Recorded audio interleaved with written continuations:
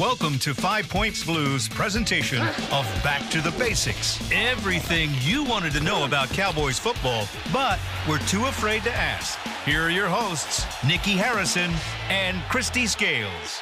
Welcome, Christy. Happy Tuesday. Happy Tuesday. Fast week this week. Yes, it is. We just had a game, and we're about to have another one. Yeah, and we are loaded with questions yes, people we are. have sent during the week, so thank you for that. First, give us a call, 214-872-2102, or email us any of your questions at 5pointsblue.com. Let's talk Color Rush. This week is Color Rush, and also we have a nice stat on our long snapper, LP Ladisor. And then let's just talk about the Redskins. Okay. Well, yeah, the Color Rush, since it's a Thursday night football game, which will be broadcast on CBS as well as NFL Network, the Color Rush uniforms the Cowboys will wear, they're all white with the blue lettering and numerals and striping. And it's interesting because the Redskins Color Rush is all gold with the burgundy trim. Okay. And Jay Gruden, the head coach of the Redskins, said during his press conference earlier today, Tuesday, that they weren't sure if they were going to wear their Color Rush because the Redskins are not big fans of the all gold. That's interesting. Yeah, but Color Rush started with when the NFL joined forces with Nike designing the uniforms. Color Rush started back in 2015. And so the Cowboys' first time to wear the Color Rush was the Thanksgiving Day game against Carolina. Well, that's very cool. We have a question actually in regards to the Color Rush from Brandy in San Antonio. She's been paying attention. She wants to know, since this is our Color Rush week, who makes the decision on what colors that the teams are going to wear? Who makes that decision? Yeah, well, the reason for Color Rush is when you're on Thursday Night Football, or a couple years ago when it debuted for the Cowboys, it was a Thanksgiving Day Thursday. But we also get questions about why do the Cowboys wear white at home, and why do they sometimes wear blue when they play Philly or Washington, and why did they decide to wear their blue last week for the Thanksgiving Day home game against the Chargers? The Cowboys wore their blue. Well, one reason why they do the things for Thanksgiving Day is, as we all know, that starts kind of the holiday shopping season. So the Cowboys kind of like to change things up for that home game on Thanksgiving Day. But the way the NFL determines, the way the Cowboys know what they're going to have to wear for each game is, in the summer, the teams put in for their home games. The color of the uniforms is determined by the home team. Okay. So, for example, when we go to Philadelphia at the end of the year, if they decide they're going to wear their greens at home, then we wear the whites. It seems like we always wear the whites. Almost always. The Cowboys are one of very few teams that wear their white jerseys at home. That started back in the mid-'60s. Okay. Because actually it's kind of funny because back in the early days of football, almost every team wore their colored jerseys, their team colors. Both teams would wear it. They didn't have, not all teams had white jerseys. So it's really interesting because it wasn't until the 1950s where teams started wearing white jerseys. Well, what was happening in the NFL and just across the country in the 1950s, it was television. Right. And so when problems. you had a bluish color team playing another team that was a dark color, maybe you might have two blue teams playing each other, right? Well, you can kind of get away with that when people are watching it live, but on TV back in the 50s and early 60s, it was all black and white. Right. And so it really wasn't until the 50s and the advent of all of these games being broadcast on television that you had white jerseys. And so the NFL, it wasn't mandatory until the mid to late 1950s that team had to have a white jersey. Wow. But the reason why the Cowboys wear their white at home, back in the early 60s, they wore the blue. And then when they were in the mid-'60s, Tex Schramm, when they were allowed to wear white at home, Tex wanted white jerseys at home for a couple reasons. That is so that the fans would get to see the colors of the opposing teams when they would come in. You'd get to see their jerseys, but also it has to do with the heat. Oh, that right? makes sense. Because Yeah. when you wear the dark colors and it's hotter, Yes. teams like the Miami Dolphins, for example, Mm-hmm. early in the season, they will want to wear their white jerseys at home when it's like really hot, Yeah, and then yeah. switch later in the season to their teal or their coral That makes jerseys. total But the sense. Didn't thing know that. is, yeah, but the home team decides what they're going to wear, and then the visiting team has to match that. Got it. Okay, I have a question. Since we are talking about the uniforms, our home uniform, white jersey, that metallic silver greenish pants. Yeah, it's I've kind of a never bluish green. understood the bluish green pants. There's no green anywhere in the Cowboys uniform. Yeah, that's something that Tex Schramm had color tested. They would go out to Texas Stadium and they would do it. They would get TV cameras out there Okay. and see what colors would work best with the white jersey. They do the same thing for the Blues. What looks best on TV? What shows up best in the stands and the kind of lettering, the numerals? You know, what really shows up? And so, officially, the pants it's a metallic silver green. Metallic silver Yes, green. it's for those of you who are keeping track at home. It's PMS 8280C, but the point of it is to kind of bring out some of the blue with the numerals and to contrast with the white top. That's really fascinating to think about that, to be that forward thinking. Like, what's going to look better on television? Well, it's the same thing with the Color Rush uniforms. Going into the 2015 season, and the NFL had made this agreement with Nike and with the broadcast networks, with NFL Network, that they were going to do this Color Rush. And so the Cowboys, you know, Charlotte Jones Anderson and Bill Priakas, who's in charge of Cowboys merchandising, they did a lot of research. And they would go out to the stadium, and, you know, you'd have to look at it in the light. You'd have to look at it daytime and nighttime. There is a lot of thought that goes into it. Yes. And one other point that I want to make about the jerseys is each team is allowed your team color jersey. So in this, for the Cowboys, it would be blue. Okay. And then you have your white jersey. Right?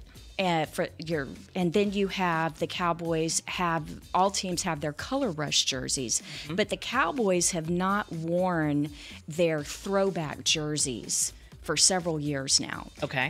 Back in 1994, when it was the 75th anniversary of the NFL, and that just happened to be when the Cowboys were in their 1990s dynasty and stuff. But that's when they wore the double stars. Remember? Yes, And you can I do. still get them at the pro shop, and they're still very popular. And fans are always like, "Why don't we wear the double stars? They're so cool."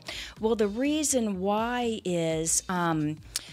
For the Cowboys throwback jersey, it was going back to the helmet from the early 1960s, where it was all white with the blue star. Well, since in 2013, the NFL banned alternate helmets. So wait a minute. What you're saying is the jersey has to coincide with the helmet? For the Cowboys, Oh. their throwback jerseys, the Cowboys throwback jerseys, the double star, included the helmet from the early 1960s, which were white with the solid blue star on the side. Yes. Well, back in 2013, in an effort to improve player safety and in regards to concerns about concussions, the NFL said, we're not going to have it anymore where you can have two different helmets during the season. We don't want you changing to a different helmet for a game or two games during the year. And so, and it's not that from 1994 to 2013, when the Cowboys would wear their double stars. I mean, they would wear them for a few days, the white helmets. They'd wear them for a few days in training camp. They'd wear them in the week prior. It's not like you just showed up on game day and threw on a new helmet. Yeah. No, they would kind of, I don't want to say break it in because it has to do with concussions and helmets and protecting your brain. Very important. But that's the reason why the Cowboys have not worn their double stars the last few years, and it's because the double stars are the old throwback helmet, and the NFL does not allow the white helmet. The Cowboys organization and the folks in merchandising feel that the double star should only be worn with that white helmet, and since they can't wear the white helmet, they're not wearing double stars. I had no idea it was that big of a deal. Okay, so to stick with the uniform, I do have a question from Jamie Amy in Shreveport. Okay. She is mentioning the fact that there are people sent from the league to stand on the sidelines and pay attention to the uniforms. Oh, yes. And so, yeah. So her question is, what exactly are they looking for on the sidelines? Yeah, I think a lot of fans would be surprised to know that there's the uniform police in the NFL. That is fascinating. And I spent a lot of time at the home games standing next to one Tony Hill, who was a great wide receiver for us in the 70s and 80s. Remember Tony Thrill Hill, number 80? He's worked for the Cowboys, or actually I should say for the league, for several years during home games. And there is a person at every NFL venue for every NFL game, and a lot of times it is a former player, and they literally have a clipboard on the sideline, and in pregame they're making notes, and they'll turn it in to the equipment staff for each team, and then during the game, if there is a uniform violation by a player, they write it down and the players are fined. And so he's monitoring the Cowboys and the opponent? That's right. And okay. So what they're doing, the NFL is very strict on its uniform policy, so strict that the first violation for a uniform infraction is a fine of $6,076. The second fine, a second time, you double it, so it would be $12,154. Now, what would be a violation? Let you know the little towels that you stick. Sometimes the guys, like the quarterbacks or the receivers, to wipe their hands, or the center. If it's not regulation size, if it's too long. Now, is there someone on the sideline for the team telling them, like, okay, your towel is not in the right? You have your equipment spot. stuff. If you leave your shirt untucked. Now, it's one thing if you get tackled and it comes undone, but if you're out there with an untucked shirt, yes, you're going to get fined. And I do know that there's a fine in terms of the helmets, like if you're on the field and you don't have your helmet on. Right. There's a it's a violation if you don't have your chin strap buckled in correctly. So that fine is actually even more. It's twice a regular uniform violation, because that's an issue of safety. True. Right? So a violation, it's not double, but a chin strap violation, a first offense, is $9,115. That's gracious. It's a lot. So a second offense, over $18,000. The other thing is you're not allowed to do personal messages.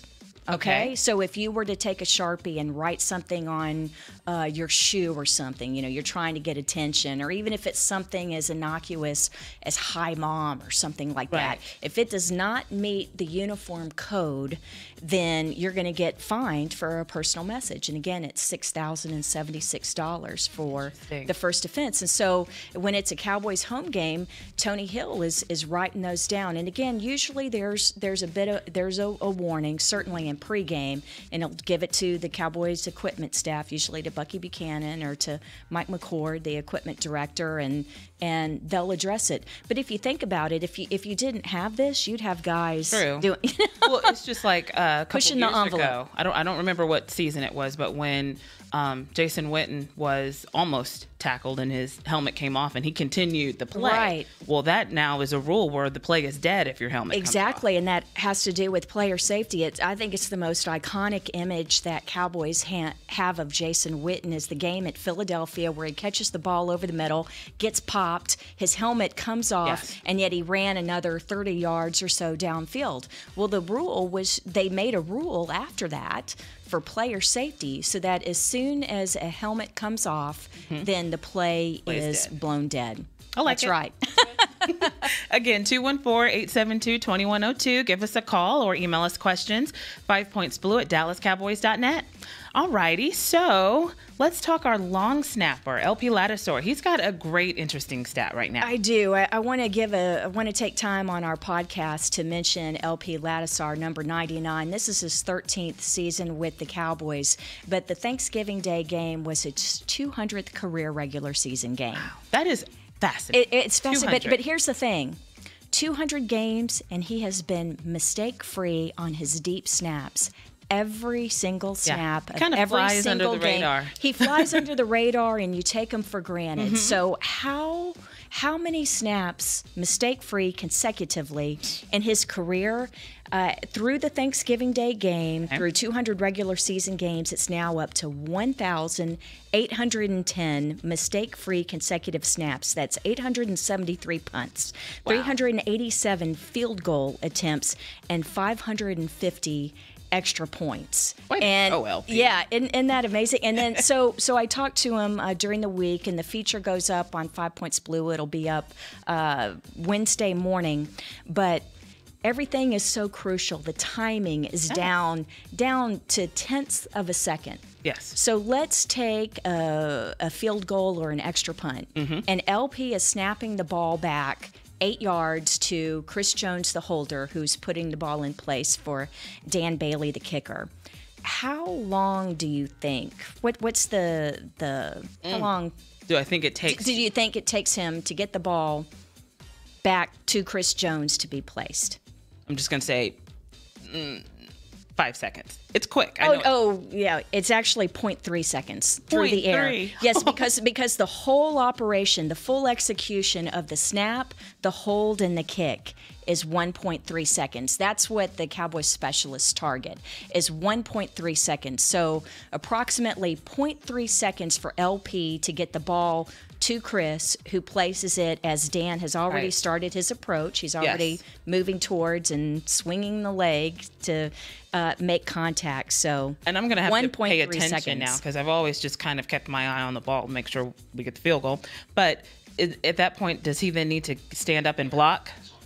Yeah, I'm sorry, LP? Yeah, LP has to, when it is field goals and extra points, they are not allowed they changed the rule a few years ago, and LP credits his longevity to this. They can no longer line up over the center or push people through the gaps on either side of the center. They have to line up outside of him. So, yes, he still has to block and protect the gaps, but he no longer has a guy just creaming him, just right there. Let's see. We have a call, and Douglas, you said it's Pierre who's calling? Yeah, Pierre in Pennsylvania. Pierre, thanks for calling. What's your question? Yeah, I wanted to find out, because I've been a Dallas Cowboy fan since the 70s, and I've been with them when they were terrible, been with them in the 90s. Now I'm looking at this team now that I think, from what a lot of people are not realizing, is that maybe they don't want to make adjustments. Or maybe put that kid Noah Brown in there with Dez Bryant, and maybe put Cole Beasley in the slot. Obviously, you're going to have Witten still out there, too. Maybe Noah Brown to take a little pressure off of Dez. Yeah, Noah's actually getting some more playing time, and he's been more active this year and over the last month or so, and keeping 6 wide receivers active. You probably noticed that, Pierre, how we've had 6 wide receivers active. Yes. And part of that is because Terrence Williams has the gimpy ankle, but it's also because Dez has been battling the knee and the ankle issues. But I think you'll continue to see him get more involved in the passing game, because let's be honest, most of the time that he's come in earlier this year has been on running downs, and he's been used a lot as a blocker, kind of the way that they used Vince Mailey in previous years and things like that. But, he's certainly earned more playing time, and I can look up and tell you how many snaps he's gotten. Zeke kind of vouched for him to come to Dallas, didn't he? Yeah, let's see. Let me go ahead and give you some of his number of snaps on offense. His high this year is 19 in the game at San Francisco, 19 of 75 snaps. On the Thanksgiving Day game, he was in for 7 of 55 snaps.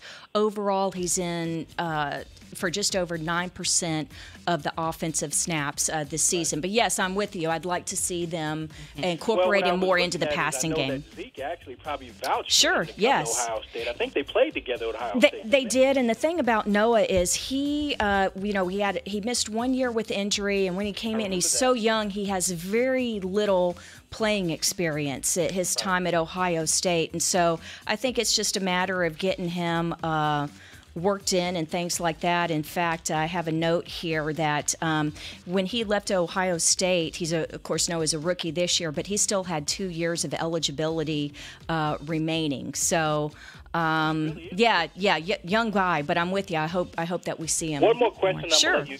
What do you think about, like I told you, I've been a Cowboy fan since, the 70s, and I remember Tom Landry. You remember one Super Bowl. He opened up in the Super Bowl against Pittsburgh with a double reverse. So you want more gadget plays? Is that what you're saying? Well, I mean, sometimes I understand that Zeke is out. We got to come up with something that's unexpected. Yeah. Maybe you remember last year's playoff game against Detroit? Well, not a playoff game. It was the last game, and they wind up. Right. Des Bryant rolled out and he threw a pass to Jason Witten in the end zone. Yeah. Or maybe have Jason Witten maybe leak out to the outside or something. The Cowboys used to do that in the 90s all the time. Jimmy Johnson did all kind of gadget plays. Well, those of us who've been watching Des practice all these years, knowing that he's left-handed, he throws the prettiest spiral on the team. Let me tell you that. I mean, awesome. he's got a great arm. I think you've seen Linehan try and be a little more creative. For example, when Cole Beasley lined up in the backfield and they did the option pitch, I think Dak actually kept the ball instead of pitching it to Cole. And then I believe we had a reverse to Terrence last week. To be honest, sometimes I kind of get the practices and the games kind of mixed up there. And to be real honest, Pierre, we see some things in practice late in the week that we're not allowed to talk about until after they happen, and So, especially when it comes to special teams and some of the things that they did at. Yeah. Can I piggyback off of Pierre's question? So like when we've had those trickery play, I call them trickery plays, like when Chris Jones has passed the ball. Yeah. Is that something that Linehan calls? Well, if it's special teams, meaning kicking game, whether it's punts or field goals or extra points, that's special teams. So that would be Rich Bisaccia is our special teams coordinator.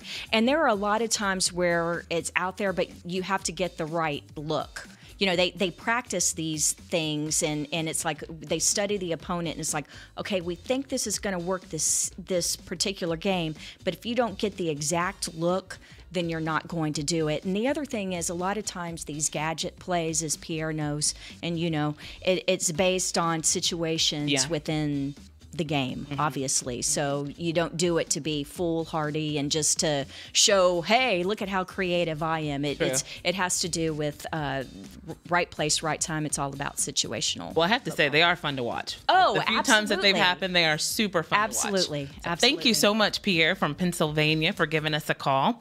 Well, this half hour just flew by. Oh my gosh, it's like the week. It's short, but hey, it's another Thursday night football game. This time against the Redskins. Both teams are 5-6, and really quickly before we go, what are your keys to a victory? What oh my gosh, score double digits on off. Score a touchdown. Yeah, that would help. No, I'm concerned because La'el Collins, our right tackle, has not practiced this week because of a back injury. And Ryan Kerrigan, a linebacker, a really great pass rusher. Man, we might see some of Byron Bell in for La'el Collins at right tackle. The good news is that Tyron Smith has been practicing this week at left tackle. Okay, good news. All righty. Well, thank you so much today. We'll be back next Tuesday. Have a great week. This has been a production of 5 Points Blue, DallasCowboys.com, and the Dallas Cowboys Football Club.